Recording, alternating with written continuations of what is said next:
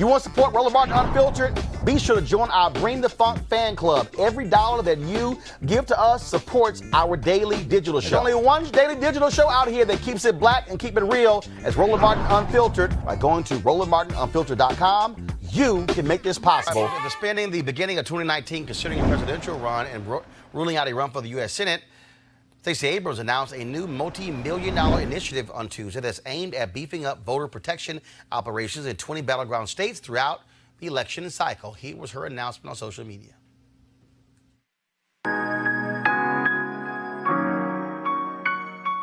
The promise of democracy in America depends on free and fair elections. Elections in which every eligible voter can register, cast their ballot, and have their ballot counted. But the scourge of modern voter suppression and broken electoral processes threaten that promise.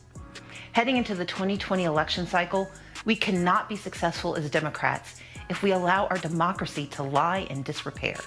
We must proactively protect every vote, starting right now. So I am excited to announce the launch of FairFight 2020, a comprehensive initiative to staff, fund, and train Democratic voter protection teams on the ground in battleground states across the country. These teams will work early, ensuring that all eligible Americans can vote and have their votes counted. But FairFight 2020 needs your help to succeed. You don't have to be an attorney or have any specific qualifications. People of all backgrounds and talents will work together on your state's voter protection team to ensure a free and functioning democracy. Whether you plan to vote for expanded economic opportunity, access to health care, or high-quality public education, the policies you want to see passed in our country require a fair fight in 2020. So join me today to protect every vote by signing up at fairfight2020.org. Creating a government of the people, by the people, and for the people will happen only when we hear every voice from the people. Thank you for your support, and let's get it done.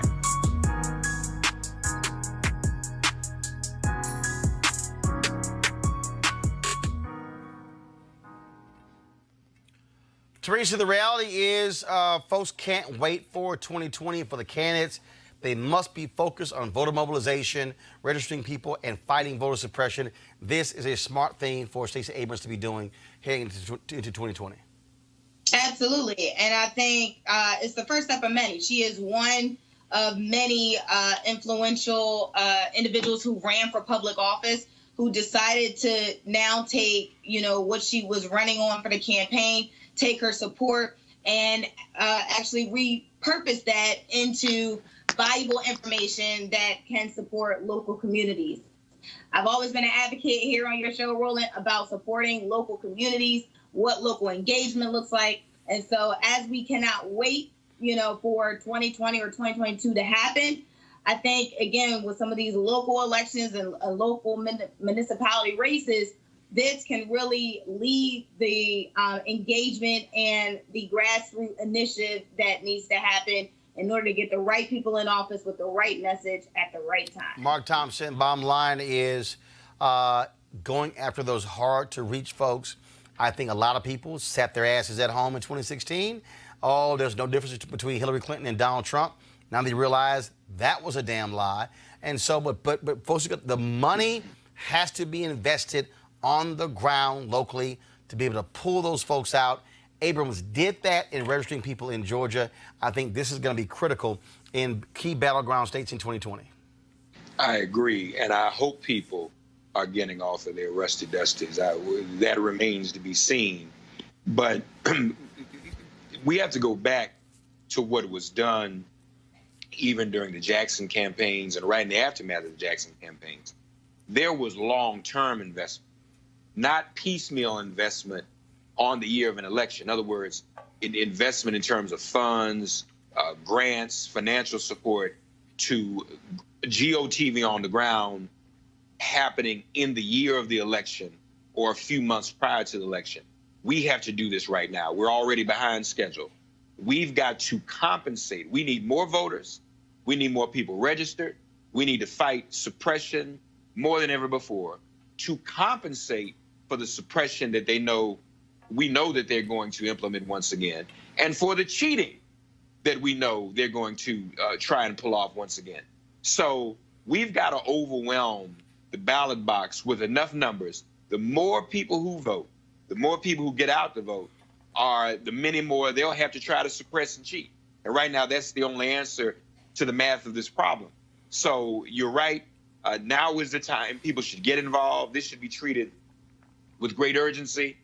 We can't do this for another 4 years. You talked about Barr earlier. Worse than that, they're putting judges in, Roland, for lifetime appointment. Yep. That can finish us and a civil rights agenda and a women's rights agenda and a women's reproductive health agenda and a LGBT agenda and a Latinx agenda, a poor people's agenda, a seniors agenda. That would wipe all of that out for a generation. For really the rest of it will be after we're gone. Yep. That we may have a shot at getting it back. Michael Brown, Democrats had better pay attention. One of the things I keep saying, there was a 9-point gap between black women and black men in 2012 between Obama and Romney. It was around 13 points of Trump and Hillary Clinton. That is something that folks better pay attention to because those every vote will matter come November 2020. Absolutely. And you know, it's going to be interesting to see how everything plays out after the primary. I mean, we can certainly enumerate many reasons why Secretary Clinton lost, but clearly one of them was a lot of the Bernie people were still pissed and didn't come out to vote in the general. And so this time, I think we have to make sure we look back at history and look at what the Republicans did in 2016. You saw how ugly that infighting was during that primary of still, what was it, 17, 18 people. And when 45 won, everyone got behind him. Even the ones he was talking about their wives, talking about them, he's talking about everything. But you know what? Right. They got in line. And look what happened. And they were fortunate enough to win. At least the Electoral College, not the general election, not the popular vote. This time, if your candidate does not win, you have to still get in line. It's going to be hard. It's tough. Politics is difficult. But you can't just make a point. You have to want to win. All right, folks, back to our Roland Martin Unfiltered video in just one moment. All right, folks, you've heard me talk a lot about marijuanastock.org. Why? Because I want to keep you informed of investment opportunities that make sense. We've all watched the growth of the cannabis industry. A recent report by New Frontier Data estimates the global cannabis market at over $340 billion. Now, we know that marijuana legalization is sweeping the country state by state. We also know that marijuana has a good cousin, the hemp plant, which with a much higher concentration of CBD. That means hemp gives you all the medical benefits of marijuana without getting you high. Now, until recently, hemp farming was practically illegal in the U.S. and heavily regulated by the DEA. However, the 2018 Farm Bill changed all of that, making it legal to grow hemp CBD in the U.S. and creating one of the largest commodities worldwide. They need land to grow all of the plants. And folks, is it rocket science? It's an incredible investment opportunity. And that's where our good friends at 420 Real Estate come in. Their business model is simple. They buy land that supports hemp CBD grow operations and lease it to licensed high-paying tenants. That's right, they are hemp CBD landlords, and you can get in on the action. The folks at 420 Real Estate decided to do something special for Roland Martin Unfiltered family. Originally, the minimum investment level was $500. Right now, you can invest in this crowdfunding campaign for as little as $200. That's right, $200 up to $10,000. Now, let me recap. This is a $340 billion worldwide industry, and it's growing. You can participate with as little as $200. To invest, go to marijuanastock.org. That's marijuanastock.org.